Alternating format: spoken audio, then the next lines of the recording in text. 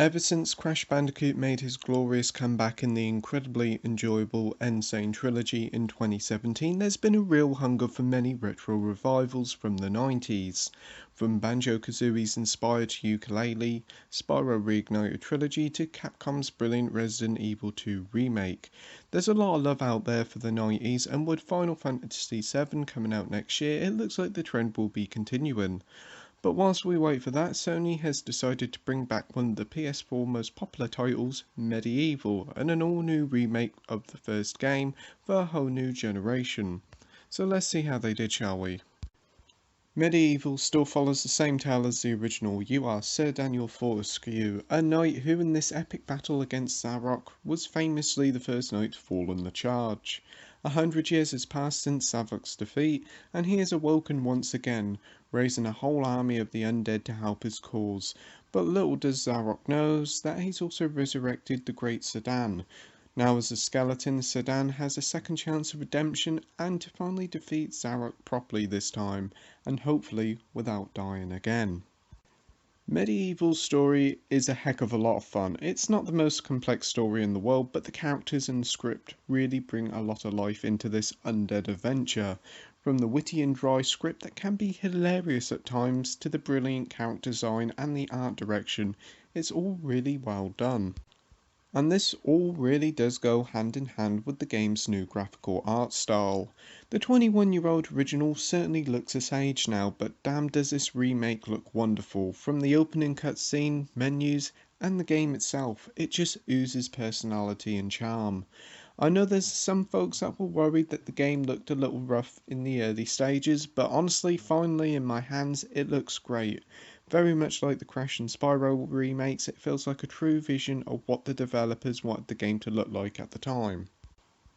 As for the performance, the game runs at 1080p on the PS4, but on the Pro it outputs at near 4K thanks to the technical wizardry of the console, and it does look really clear and beautiful, very much like a playable Tim Burton movie if you would. As for the frame rate, what we have here is an unlocked frame rate that aims at 60 but seems to be a bit all over the place. Most of the time it seems to be in the mid to late 40s, but I have noticed one period where it did tank to about 30. Hopefully with a few patches this should be sorted out. On to the gameplay now, and MediEvil is a 3D hack and slash puzzle platformer that sees you play as the titular Sedan, a 100-year-old skeleton, as you go through the game's 20 levels to stop the evil sorcerer Zarok.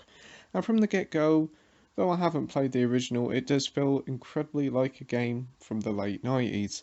Controlling Sedan can feel slippery, but honestly not as bad as some people made out. Traversing through the game's levels, you come across many different enemies that you'll have to take down, and this basically sees you hammer in the attack button with not much strategy needed at all. Its combat is rather basic but pretty enjoyable. Many of the game's levels have a collection of simple puzzles to solve and secrets to find. The platforming can be a bit of a pain with Sedan's slippery movement, but hey, it's a product of its time and easy to respect the game for what it is. The game has a collection of boss battles, and whilst they're a bit basic and long, they're a nice spectacle to play through, and it's also worth noting that MediEvil is gloriously old school with its decisions of not including checkpoints. That being said, the original didn't include checkpoints either. It will get on some folks' nerves, that is, if you nearly completed a level and missed a jump and have no health potions left, that you'll have to play the level from the beginning, but honestly it didn't really bother me that much, but probably there should have been an option for checkpoints for new players. As for the game's length, it's a little bit on the short side, taking you around the 5-hour mark if you go through the game.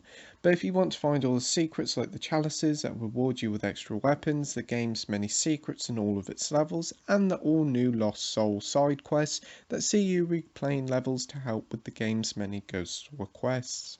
Completing all this stuff and aiming for 100%, this can easily turn the game into a 10 to 15 hour adventure, which is pretty decent for a £25 game. Though it would have been nice if Other Ocean remade the second game as well for a nice little collection, but hey, if the game is successful we might see that one happen on the PS5. One final thing I'd like to talk about, and that is the game's sound. From the brilliant and quirky voice acting, which I think they got the original cast members back to voice, to the superb soundtrack which has been fully orchestrated this time, and my word, it sounds amazing and is certainly a highlight. Conclusion time now, and MediEvil on the PS4 is rather similar to the recent Crash and Spyro remakes, taking the original game and bringing it up graphically to the PS4 standards with a wonderful looking title, whilst also fixing a few little things. The game is a little on the short side, and it is a shame they didn't remake the second one, but the Lost Souls side quests do add a bit to the game. With a fantastic sense of humour and an awesome soundtrack, MediEvil on the PS4 is a very memorable game and proves there's still life in Sedan yet, and I hope we see more of him in the future. So with that, I'm giving MediEvil on the PS4 an 8 out of 10 with the title of great. Thank you for watching my review, like, rate and subscribe, and until next time, happy gaming. Bye!